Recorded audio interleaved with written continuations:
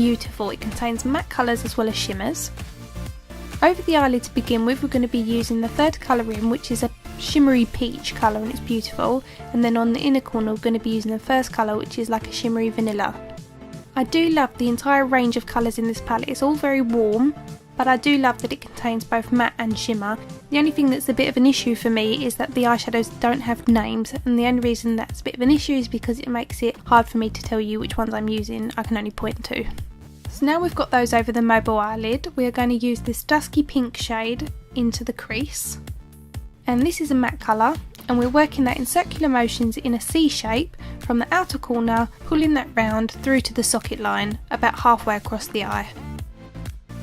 Once that's nicely blended, we're going to take this matte medium brown shade and we're going to work that on top of the dusky pink colour we've already applied. This is just going to deepen that colour and give us a nice soft sultry smoke to the eye. You want to keep working in circular motions with the blending brush to really soften this, and then we're going to reapply just on that very outer V and then blend it again. Using a pencil brush allows us to be more precise and apply exactly where we need that extra darkness. Next I'm taking Tempting by MAC, which is like a light brown. Then on a big fluffy blending brush I'm applying that to the inner socket, and this is just going to warm up that area and tie it all in. Moving on, we're going to take that same matte brown colour on a pencil brush and we're going to run that underneath the lower lash line. Where we've softened that same colour on the top lid, we want to pull that down to meet the lower lash line and then just use a big blending brush to just blend those together. Along the waterline we're going to use a kohl pencil, and this one is a brown and it's by Kryolan and it's a face liner, meaning you don't just have to use it for your waterline, you can also use it for your brows, your lips, anywhere. This one's really similar to Coffee by MAC. We're also taking that along the top waterline, which means it's the skin underneath the lower lashes. And then we're also going to line the top lid with it. This doesn't need to be too neat because we're actually going to blend this with an angled brush. It can be a little bit harder to apply a kohl pencil to that lid, so it might be handy to do what I'm doing and pull your skin out nice and taut so you can run the liner across it.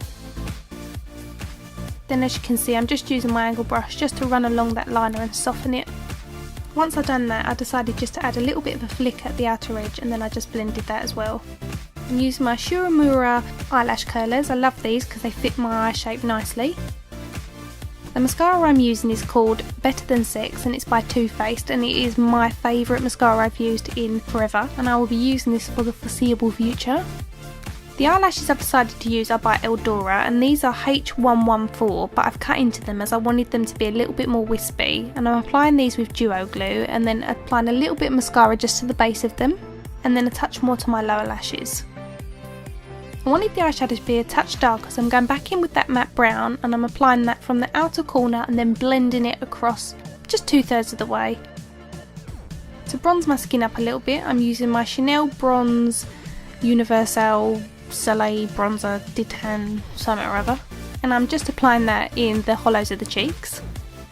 Then just above that I'm applying this cream pink blusher, and this is by Boutique, sold in Sainsbury's, and it's lovely, highly pigmented, and it goes on so smoothly, you'll love it.